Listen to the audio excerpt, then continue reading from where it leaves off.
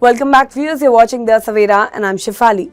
At the United Nations, India delivered a sharp rebuttal to Pakistan's accusation on women's rights, strongly criticizing Islamabad's track record on gender justice and recalling the Ecocrates Committee during Operation Searchlight in 1971, when the Pakistani military carried out a campaign of mass rape and violence in the then East Pakistan, now Bangladesh.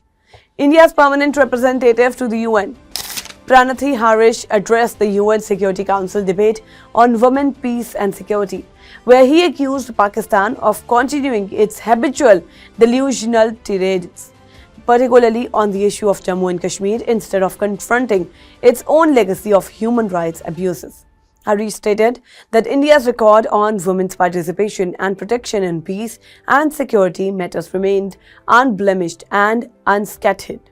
He contrasted this with Pakistan's history of violence against its own people, saying that any country responsible for bombing civilians and committing systematic genocide could not only try to distract the world with misdirection and hyperbole. His comments were a direct reference to a recent airstrike in Pakistan's Khyber Pakhtunkhwa province, in which more than 30 people, including children, were killed by Pakistan Air Force.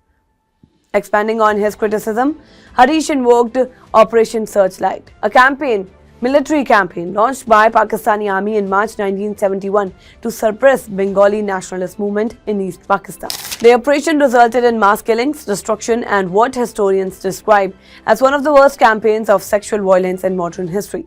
According to multiple accounts, hundreds and thousands of women were detained, raped and tortured by the Pakistani military.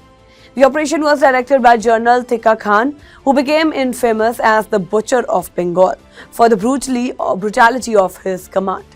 The atrocities committed during this period eventually contributed to Pakistan's defeat in the 1971 Liberation War and the creation of Bangladesh as an independent nation following Pakistan's unconditional surrender in Dhaka.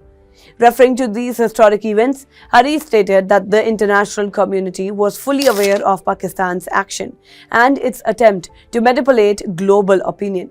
He said that a country responsible for conducting a systematic campaign of genocidal mass rape of 4 lakh women citizens by its own army could not lecture others on women's rights or morality. He added that the world has not seen through Pakistan's propaganda and hypocrisy. President, every year we are unfortunately fated to listen to the delusional tirade of Pakistan against my country, especially on Jammu and Kashmir, the Indian territory they covet. Our pioneering record on women, peace and security agenda is unblemished and unscathed. A country that bombs its own people, conducts systematic genocide, can only attempt to distract the world with misdirection and hyperbole. This is a country that conducted Operation Searchlight in 1971 and sanctioned a systematic campaign of genocidal mass rape of 400,000 women citizens by its own army. The world sees through Pakistan's propaganda. President, as we look ahead, India remains unwavering in its commitment to the women, peace and security agenda. We stand ready to share our expertise with partners, particularly those in the Global South, fostering collective solutions to shared challenges. Thank you, President. India's strong response came after Pakistan's representative to the UN, Saima Salim, accused India of committing sexual violence against women in Kashmir and claimed that such acts has been used as a weapon of war for decades. However, her allegations, like in the past, were made without any supporting evidence or credible documentation. Diplomatic observers noted that India's intervention was not only a rebuttal to Pakistan's remark and the UN formal, but also an effort to remind the international community of the historic atrocities committed by Pakistan's military, an aspect that Islamabad often seeks to overlook when raising human rights issues in global platforms.